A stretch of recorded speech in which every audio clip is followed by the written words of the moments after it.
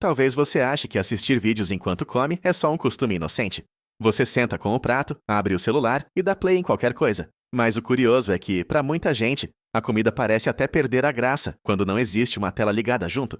Repara na cena. O prato está pronto, a comida está quente, mas antes da primeira garfada, vem aquela busca automática. O que eu vou assistir agora? Parece pequeno, mas esse gesto revela uma coisa enorme sobre o cérebro moderno. A sua mente não está procurando apenas entretenimento. Ela está procurando uma combinação: alimento para o corpo, estímulo para os olhos e ruído suficiente para não deixar o silêncio ocupar a sala. E isso acontece porque o cérebro aprende por associação. Se durante muitas refeições você junta comida com vídeo, depois de um tempo ele passa a esperar os dois juntos, como se fossem uma única experiência. É parecido com entrar no cinema e sentir vontade de pipoca, mesmo sem estar com fome. O ambiente, o cheiro, a tela e o costume se misturam. O corpo começa a pedir algo porque aprendeu que aquilo faz parte do ritual. Comer assistindo funciona do mesmo jeito. O prato vira gatilho, a tela vira parte da refeição. E o cérebro, que adora padrões previsíveis, começa a reclamar quando uma parte do pacote fica faltando. Só que existe uma camada mais profunda. Pesquisas sobre alimentação distraída mostram que telas podem reduzir a atenção aos sinais do corpo. Você mastiga, engole e continua olhando para outra coisa, enquanto o corpo tenta avisar que já está satisfeito. O problema não é que todo mundo vai comer demais sempre que assiste alguma coisa. A ciência é mais cuidadosa do que isso, mas vários estudos apontam que distrações passivas, como televisão e vídeos, podem fazer a pessoa perceber menos o quanto comeu. E tem outro detalhe interessante: quando você presta pouca atenção na refeição, a memória daquela refeição fica mais fraca. Mais tarde, o cérebro pode agir como se você tivesse comido menos do que realmente comeu.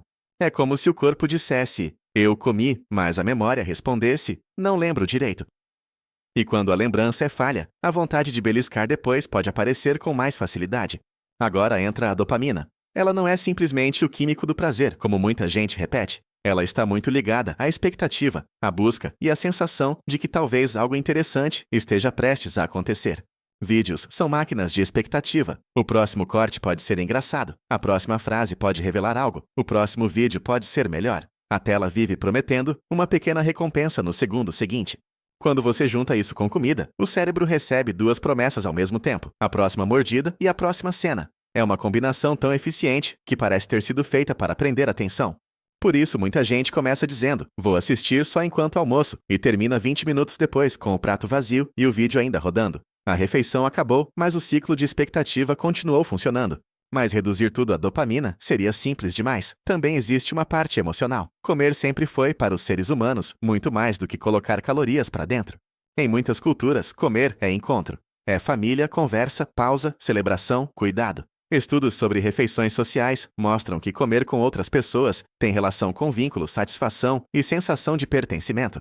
Só que a rotina moderna separou muita gente da mesa compartilhada. A pessoa come sozinha no quarto, no intervalo do trabalho, dentro do carro, na frente do computador, ou de pé na cozinha tentando terminar rápido. Nesse vazio, o vídeo aparece como uma companhia que não exige nada. Ele não pergunta como foi seu dia, não percebe seu cansaço, não te interrompe. Ele só fica ali, falando, enquanto você mastiga. É uma companhia perfeita para quem está exausto. Presença sem responsabilidade, voz sem conversa, movimento sem compromisso e, claro, uma fuga rápida de qualquer pensamento inconveniente. É aqui que a coisa fica engraçada e um pouco triste. Nós criamos tecnologias incríveis para conectar pessoas e agora, às vezes, usamos essas tecnologias para não sentir o peso de estarmos sozinhos. Repare que isso não significa que assistir vídeo enquanto come seja automaticamente um desastre. Às vezes, é descanso, lazer, companhia. O ponto não é demonizar a tela. O ponto é perceber quando ela deixou de ser escolha. Existe uma diferença enorme entre escolher assistir algo porque você quer relaxar e não conseguir comer sem preencher cada segundo com estímulo. A primeira coisa é liberdade. A segunda é piloto automático. O cérebro adora economizar energia, então ele transforma comportamentos repetidos em rotas automáticas. Prato na mesa, celular na mão, vídeo aberto. Depois de centenas de repetições, isso quase não passa mais pela consciência. É por isso que você pode pegar o celular sem nem lembrar de ter decidido. O hábito foi mais rápido do que você. Ele chegou antes da escolha, sentou na mesa e pediu o primeiro vídeo. Outro fator é o ritmo dos vídeos atuais. Cortes rápidos, legendas piscando, trilhas, surpresa, humor, mudança constante. Comparado a isso, uma refeição comum parece lenta, quase primitiva. Mas talvez a comida não esteja lenta. Talvez a nossa atenção tenha sido treinada para achar qualquer pausa insuportável. O silêncio não mudou. O nosso limite para o silêncio é que diminuiu. E aí aparece uma pergunta meio desconfortável. Quando foi a última vez que você comeu uma refeição inteira prestando atenção nela? Não como desafio espiritual, mas como uma experiência humana básica. Sentir o cheiro, perceber o sabor, notar a fome indo embora, lembrar que existe um corpo ali, não apenas uma cabeça procurando o próximo estímulo. Parece simples, mas para muita gente virou quase um exercício. Se você quiser testar isso, não precisa mudar a vida inteira. Faça uma experiência pequena. Na próxima refeição, espere 3 minutos antes de abrir qualquer vídeo. Só 3 minutos. Durante esses 3 minutos, observe o impulso. Talvez venha uma vontade quase física de pegar o celular. Talvez venha uma sensação de tédio. Talvez você perceba que estava cansado, irritado ou só querendo desaparecer um pouco. Essa observação é valiosa, porque ela mostra se o vídeo era uma escolha consciente ou apenas um botão automático que você aperta para não sentir o momento. Depois dos 3 minutos, se você ainda quiser assistir, assista. A diferença é que agora você percebeu o mecanismo, e quando você percebe um mecanismo, ele perde um pouco do poder invisível que tinha sobre você. Talvez esse seja o ponto principal. O objetivo não é transformar o celular em vilão. O objetivo é recuperar a capacidade de escolher, porque liberdade não é nunca assistir. Liberdade é conseguir ficar sem assistir quando quiser.